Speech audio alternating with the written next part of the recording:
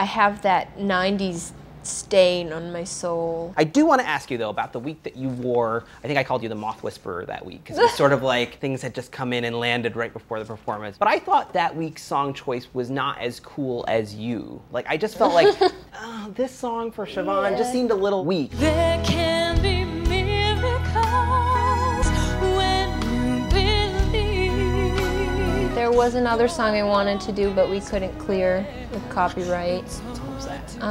Don't Dream It's Over by Crowded House, which is another song that my dad would sing a lot. So it was very special to me, and I was disappointed it wouldn't clear. But When You Believe, I do love that song. It's a beautiful song. I have that sappy side of me, you know, I'm allowed to.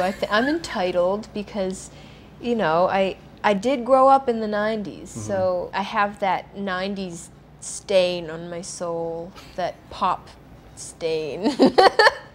You know, I love the Spice Girls.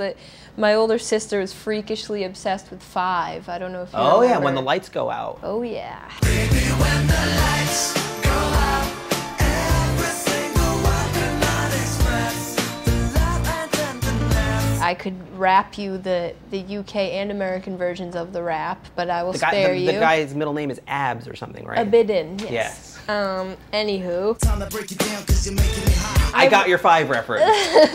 Thank you. Some people pretend they don't know. I'm like, you know. I've got the Ka-single. I've got like 2 Ka-singles by Five. It's tragic. Five-Ive, how they spelled it with the number 5 and then IVE, so Five-Ive? Oh, Yeah. okay.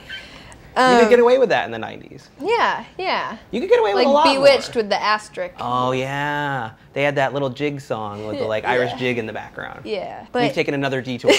We're like, I don't even know where we started. My mind wanders. Oh, you were talking about the 90s stain on your soul, Yes. which I've never heard it referred to like that before. Which is not a bad thing. not. I just, you know, Look. 90s pop kind of has that little spot in my heart where, like, you know, the rest of my heart might be like, yeah, Courtney Love.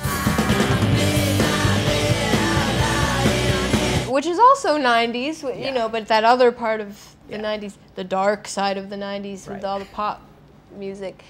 But I've honestly always loved that song, and I really love the lyrics and the message, as cheesy as that might sound.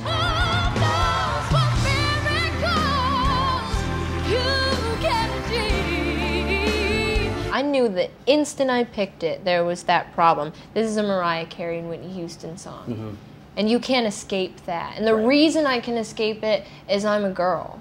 Because David Archuleta sang that song. Simon said to him, I love that song, that was a big hit for me, and you sang it beautifully. That's about all he said. I watched the video, and I was like, okay, well, if he can do it, then maybe I can do it.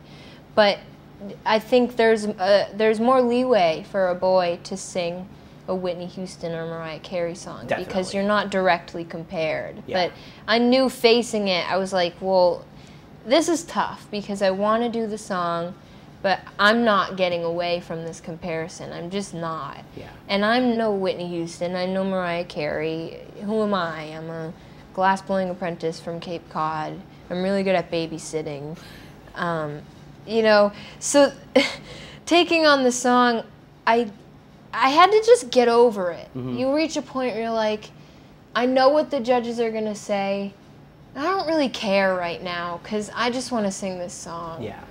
And what can you do? You probably picked arguably the toughest song of the night. You know, whatever Randy said, oh, my cousin, Whitney Houston. And so I knew it would happen. It happened. And at least I took the opportunity to stand up for myself, which was terrifying. I didn't want who the song is by to scare me away from singing it because I love the song. But I just... The look on Simon's face that week was a little bit like... I shut him up, I think, and I was proud of that. You know, not in a negative way, but it's not very often that you say something to him and he doesn't say something back that kind of shoots you down. I covered a Stevie Wonder song, and it's not like people said, oh, well, that is Stevie Wonder, and you're no Stevie Wonder.